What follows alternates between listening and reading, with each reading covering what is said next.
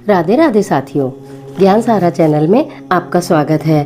साथियों, सावन के महीने में क्या करें, क्या ऐसा करें कि भगवान शिव की विशेष कृपा आपके ऊपर बनी रहे। आप उनकी किस प्रकार पूजा अर्चना करें कि वो आपसे प्रसन्न हो जाए। क्या ऐसे कार्य करें, क्या ऐसी वस्तुएं घर में ला के रखें कि आपके घर से रोग, दोष, ग्रह क्लेश, डिप्रेशन, कोई भी दिक्कत आपके घर में है तो वो सदैव के लिए दूर हो जाए। और घर की सारी परेशानियों को दूर करने के लिए, भगवान शिव को प्रसन्न करने के लिए सावन का महीना सबसे उत्तम है। सावन के महीने में चारों ओर हरियाली तो होती ही है, लेकिन भगवान शिव को भी सावन का महीना बहुत पसंद है। वो किस लिए प्रिय है? क्योंकि यह महीने में ही पार्वती जी ने तपस्या पूरी कर शिव जी को वर के रूप में पाया था। के महीने में 7 चीज़ों से अलग अलग तरह से होने वाले उपाय आपको बताने जा रही हूँ, और मेरा मानना है कि इनसे आपको अवश्य ही लाभ होगा। भगवान शिव की कृपा आपके ऊपर अवश्य ही बनी रहेगी। सावन का पहला सोमवार, उसी दिन से सावन प्रारंभ है, उसी दिन पहला सोमवार है।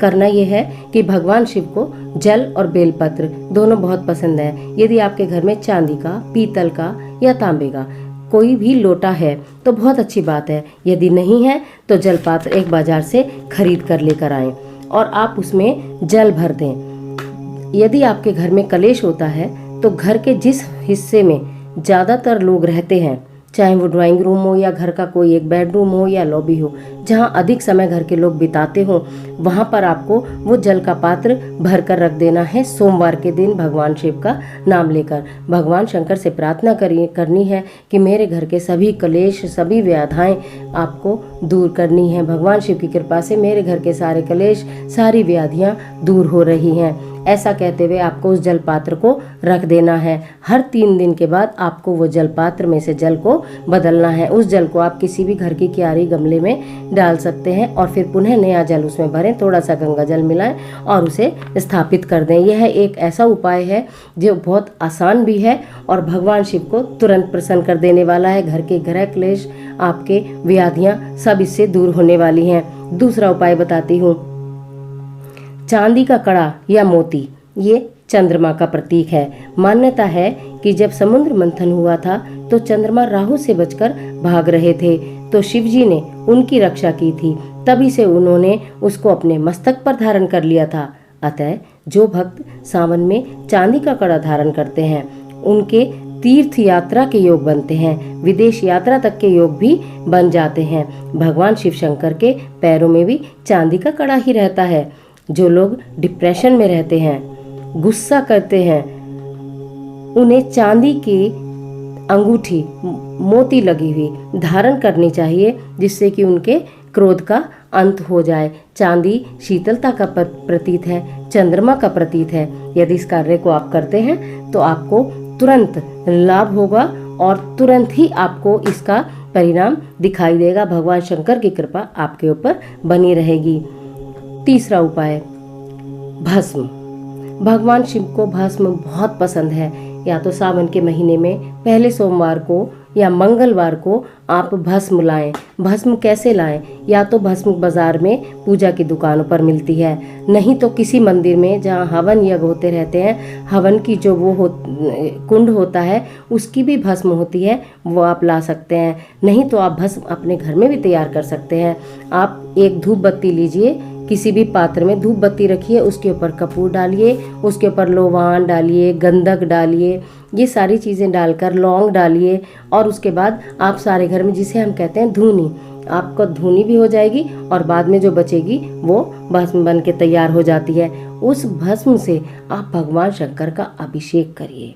मंदिर में जाएं और वो भस्म अपने साथ लेकर जाएं। भगवान शिव का उस भस्म से यदि आप अभिषेक करते हैं तो भगवान शिव अत्यंत प्रसन्न होते हैं, क्योंकि आपको मालूम है भगवान शिव को भस्म बहुत पसंद है। जब पसंद भी बहुत है, जब भगवान शिव बहुत प्रसन्न होते हैं तो अपने पूरे शरीर के ऊपर भस्म को लपेट लिया करते हैं। और जब देवों के देव महादेव हमारे भोलेनाथ शंकर देव प्रसन्न होंगे आपकी भस्म चढ़ाने से, तो निश्चित आपके कार्य पूरे होंगे।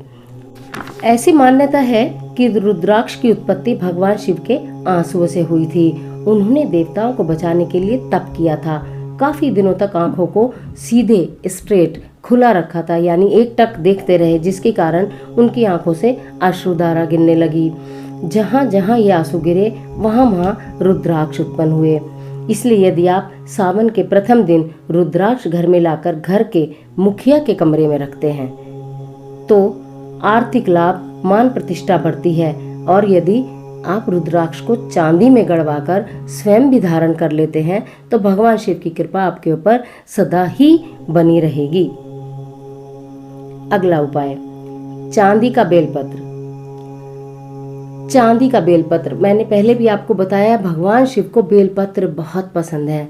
यदि आप चांदी का बेलपत्र बनाते हैं, 3 पत्तियों का बेलपत्र चांदी का बन जाता है, बहुत हल्का और बहुत ही कम पैसों में ये तैयार हो जाता है। बिल्कुल बहुत हल्की चांदी का ये बेलपत्र बन जाता है। यदि आप बेलपत्र लाकर अपने घर में रखते हैं सावन के महीने में तो आप ये देखेंगे आपके घर में शुभ संयोग बनने शुरू हो जाएंगे, शुभ संकेत आने शुरू हो जाएंगे, बिगड़े हुए काम बनने लगेंगे, रुके हुए काम बनने लगेंगे, घर की बाधाएं दूर हो जाएंगी। बेलपत्र का इतना जबरदस्त महात्म है, तो इस कार्य को आप अवश्य करिएगा। अगला, गंगा जल। गंगा जल भगवान शिव को अत्यंत प्रिय है। गंगा जल भगवान शिव की जटाओं में गंगा जी को भगवान शिव ने धारण किया था। यदि भगवान शिव पर गंगा जल से अभिषेक किया जाता है तो शंकर भगवान को बहुत तृप्ति मिलती है और वो बहुत प्रसन्न होते हैं। आपको करना क्या है, पहले ही दिन, जिस दिन का सावन का पहला सोमवार है, पहले ही दिन आप घर में गंगा जल लाएं और किचन में ईशान कोण यानी कि north east corner of the house में रखने से आपके घर में तरक्की होनी शुरू हो जाएगी। यदि कहीं नौकरी में बाधा है, किसी कार्य को करने में असमर्थता हो रही है तो वहाँ तरक्की होनी शुरू हो जाएगी, कार्य आपके पूरे होने लगेंगे। अगला उपाय, चांदी या तांबे का त्रिशूल। भगवान शिव, ऐसा तो हो नहीं सकता भगवान शिव हो और उनके हाथ में त्रिशूल ना हो। भगवान शिव को त्रिशूल हमेशा हाथ में मिलेगा, कभी भगवान शिव आपको खाली हाथ नहीं मिल सकते। यदि आप अपने घर के ड्राइंग रूम में या मुख्य दरवाजे के सामने त्रिशूल, एक चांदी का त्रिशूल छोटा सा यदि आप बनवाएंगे, बहुत कम कीमत में तैयार हो जाता है, तो वो आप लाकर यदि अपने घर के ड्राइंग रूम में या मुख्य दरवाजे पर लगाते हैं तो सारी नेगेटिव एनर्जी घर से बाहर हो जाएगी। चाहे घर पर कोई बुरी नज़र हो, बुरी दशा हो, कोई भी परेशानी हो, घर से सारी नेगेटिविटी बाहर निकल जाती है यदि आप सावन के शुरू के दिन में ही चांदी का त्रिशूल लाकर घर में स्थापित करते हैं। अगला है नाग नागिन का जोड़ा। वैसे तो जब सब घर बनवाते हैं तो घर की नींव में नाग नागिन का जोड़ा दबाया ही जाता है, परंतु यदि आपको शुभ फल और अधिक लेने हों तो जब सावन का महीना शुरू होता है तो घर के मुख्य दरवाजे के नीचे नाग नागिन का पतला सा जोड़ा चांदी का लाकर थोड़ा सा खुदवाकर आप उसे वहाँ दबवा दीजिए। आप ये देखेंगे कि घर में आपके कभी कोई संकट आ ही नहीं सकता। इतना प्रभावकारी है यह नाग नागिन का जोड़ा। भगवान शिव से नाग सदैव लिपटे रहते हैं, इतने प्रिय हैं। यदि आप उनको अपने घर में अपने मुख्य दरवाजे के नीचे स्थान देते हैं तो आपके घर पर सदा भगवान शिव की कृपा बनी ही रहेगी। अगला, डमरू। भगवान शिव के हाथ में डमरू आपने सदैव ही देखा होगा और डमरू बहुत आसानी से बाजार में मिल भी जाता है, चाहे पूजा की दुकान हो या कोई खिलौनों की दुकान हो। वहाँ से आप लकड़ी का डमरू, कुछ तो प्लास्टिक के भी होते हैं, नहीं, लकड़ी का डमरू लाइएगा और इसे बच्चों के कमरे में आपको रखना है। यदि बच्चों का मन पढ़ाई में न लग रहा हो, परीक्षा की तैयारी कर रहे हैं, सफलता बिल्कुल चाहते हैं 100% हो, तो वो डमरू बच्चों के स्टडी रूम में जहाँ बच्चे बैठकर पढ़ते हैं वहाँ रखिए। बच्चों का चिड़चिड़ापन दूर हो जाएगा, बच्चों का पढ़ाई में मन लगेगा और उनका फन भी हो जाएगा। यानी कभी भी 2 मिनट के लिए, 1 मिनट के लिए उस डमरू को बजा भी सकते हैं। डमरू की ध्वनि घर में से वाइब्रेशन, नेगेटिविटी दूर करके पॉजिटिविटी लाती हैं, जो उसकी वाइब्रेशंस निकलती हैं। तो डमरू को भी बच्चों के रूम में आप स्थापित कर सकते हैं, ला सकते हैं, लाकर रख सकते हैं। चांदी का नंदी।